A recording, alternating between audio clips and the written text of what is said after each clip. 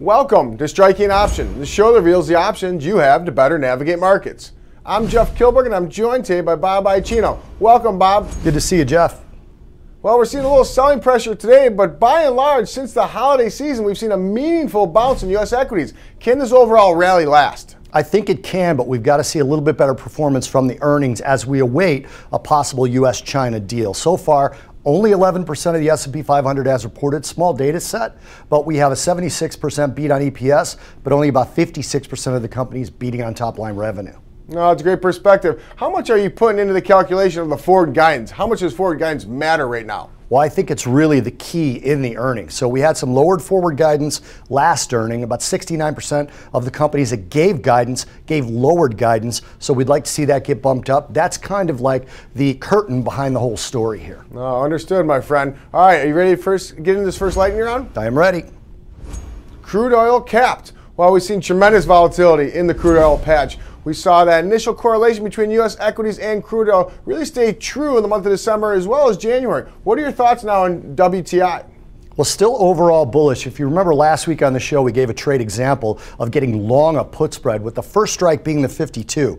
That one is now in the money. So in terms of managing that example, I want to take advantage of some of the spike in volatility we're seeing this morning with crude oil down. So I'm selling the week one, that's the Feb 55.58 call spread in crude oil. I'm selling the 55 Feb week one call, collecting $430, and I'm buying the 58 same expiry for $100. The selling of this call spread allows an investor to collect about $330. It's a $3 call spread that expires Friday, February 1st, 2019. Feb is the underlying futures contract on this one, and when we priced this trade, the market was about 52.24 on the futures, and at the money volatility was a little higher at about 40.29. I like this. This makes a lot of sense, Bob. And just to correct you really quick, the trade example last week was actually buying a call spread. I know you said put spread, but you meant call spread. And yes, that 52 initial call is in the money. So I like the fact that you are flipping the switch, and this trade example is selling a call when you see that elevated volatility. Great stuff, Bob. Thank you. This gives us a good example of trade management. You've got one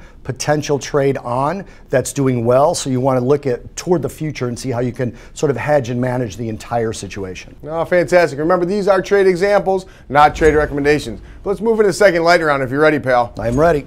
Too much, too fast. Well, certainly we have seen the market reverse ever since Christmas Eve when we saw the worst day of trading for any Christmas Eve in history. What are your thoughts as the E-mini S&P 500 has now recovered about 12-13%?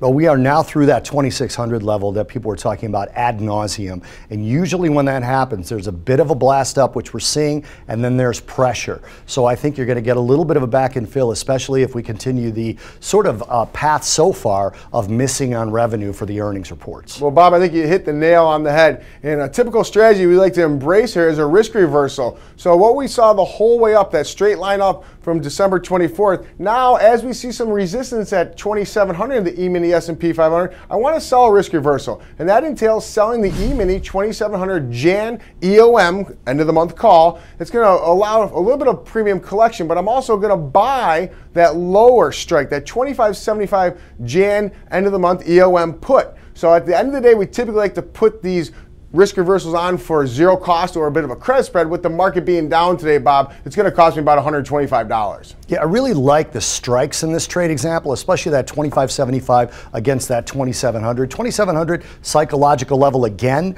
that's going to be the initial resistance. And then if we break 2,600 again, that's going to really break some of those mindsets of those short-term buyers that were looking for this to continue on to new highs. No, I think that's right. And this trade expires, to Bob's point, on 1/31, January 31st. So we have a little bit of time for this back and fill on the chart. And remember, when we priced this trade example, the E-mini S&P 500 was trading 26.43, and the at-the-money volatility was trading around 17. So at the end of the day, yes, we're not going to be able to put this risk reversal on for a credit or zero cost, but on a down day, still feel comfortable with this trade example. Yeah, again, and I like what's going on with volatility relative to what you want to do with this example. This particular example is very, very good for this particular moment in time, the way the equities are trading. All right, Bob. Well, thanks as always for your contributions, and thank you for tuning in to Striking Options. We want you to tune in every week as we will continue to strike options.